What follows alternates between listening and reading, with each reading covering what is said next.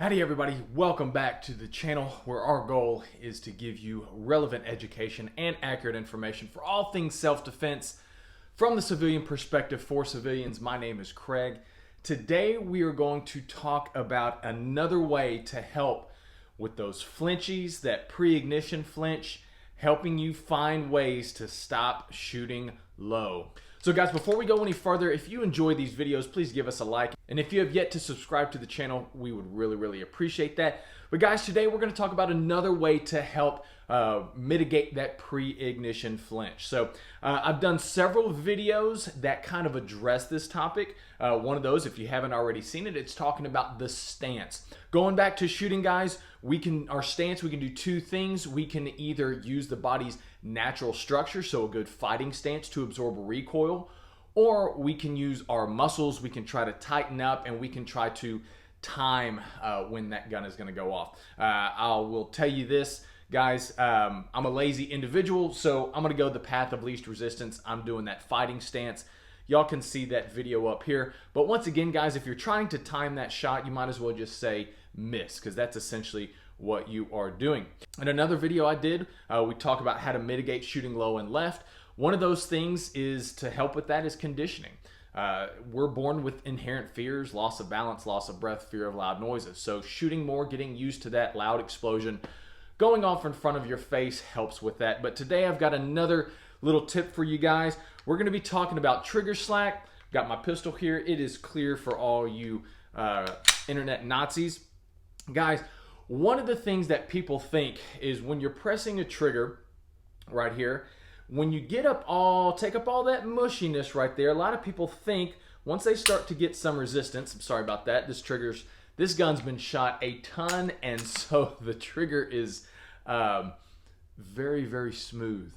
Once they take up all that mushiness and they come to that wall, they think, oh, I'm right there, that gun's about to break.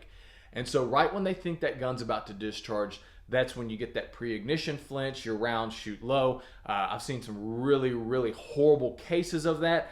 But one of the things that you can do to help mitigate that, guys, get all that slack out of the way. The slack does not help you shoot any quicker, any more efficient.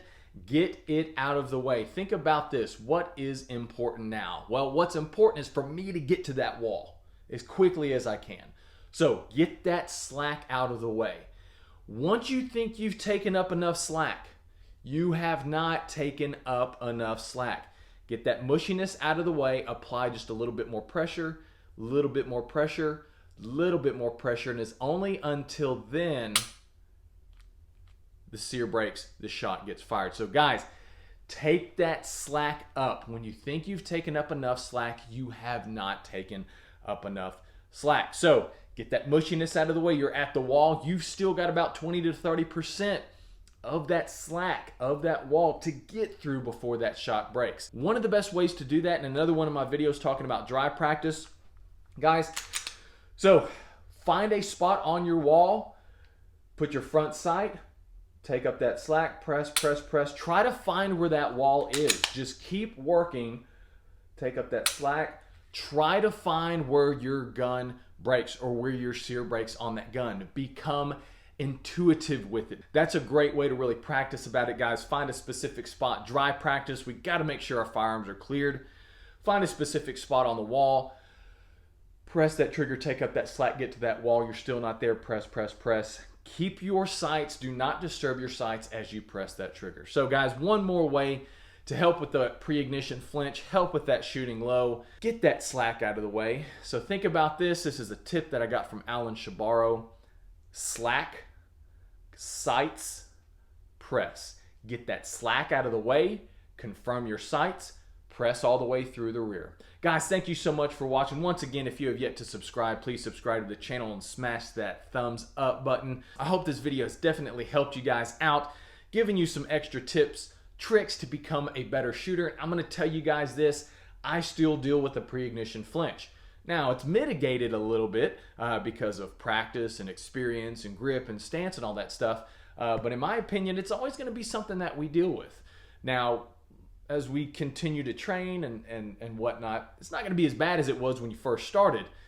but I honestly don't think you can ever get rid of it. We just learn to deal with it. We learn to work with it. We learn to try to mitigate it as best as possible. Guys, thank you so much for watching. Be safe, be smart, be skilled. We'll catch you on the next video.